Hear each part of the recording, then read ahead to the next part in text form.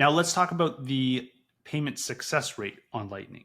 Maybe you have better visibility into this than most, but talk to me about where you think payment success rate has shifted in the last year or two. Have payments significantly improved in that time? I think actually in our last conversation, we talked about how when you first got into Lightning, and you're talking back in like 2018, 2019, you were almost like concerned every time you sent a payment. You were like, "Is this one going to go through or not?"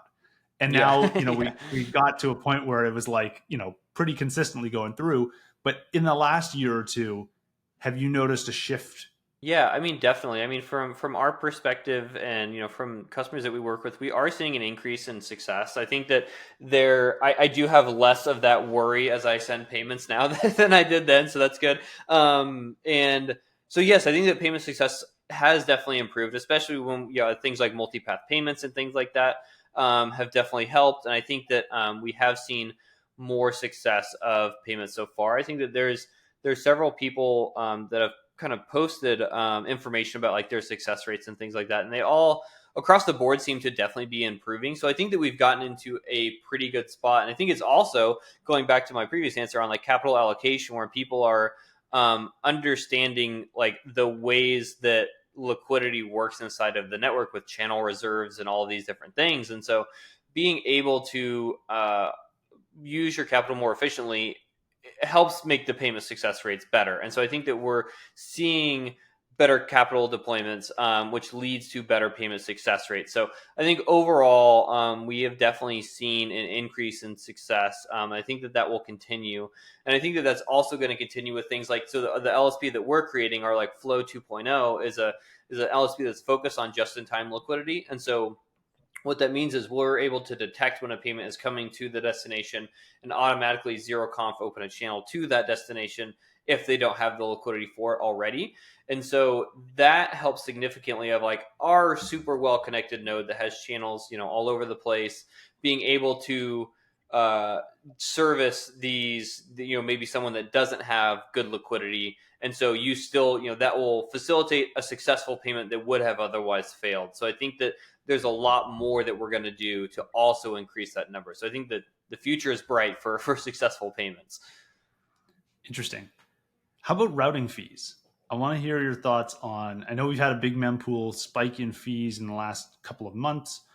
I want to hear your thoughts on, are Lightning nodes earning more in routing fees? Is that potentially a path towards building a sustainable business if someone chooses to build a node specifically for routing? How have Lightning routing fees changed over the last year or two? Mm-hmm. Yeah, that's a good question. I think that they've gotten better over time. I wouldn't say that fees are high enough today where you can make like run a sustainable business on it or something like that. I think we have a little ways to go there, but I think we've definitely seen we've seen a lot of interest in this area, especially from like people inside of like the mining sector or people that are just have large amounts of Bitcoin in treasury or something where that capital is going to sit regardless whether it's in a Lightning channel or in their cold storage. And so we see a lot of people being very interested in allocating a percent of like a corporate treasury into a Lightning node and trying to earn routing fees and things like that on it. And so there's definitely possibilities today, especially like Lightning Labs released like an auto fees setting in their like terminal product. I don't know, it was a couple weeks ago or something, and we've been kind of playing around with it, and it seems to do fairly well in like generating some routing fees and things like that. So I think that we're still a little early in like routing fees being a massive market.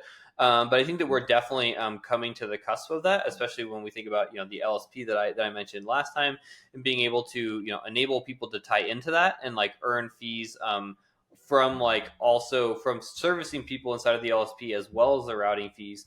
I think that there's a lot of opportunity for earning return on capital deployed in the Lightning Network that is going to evolve over time too. So I think to finalize, I think that it's definitely we're early a little bit still, but there's a lot of potential to come, I think, in that area.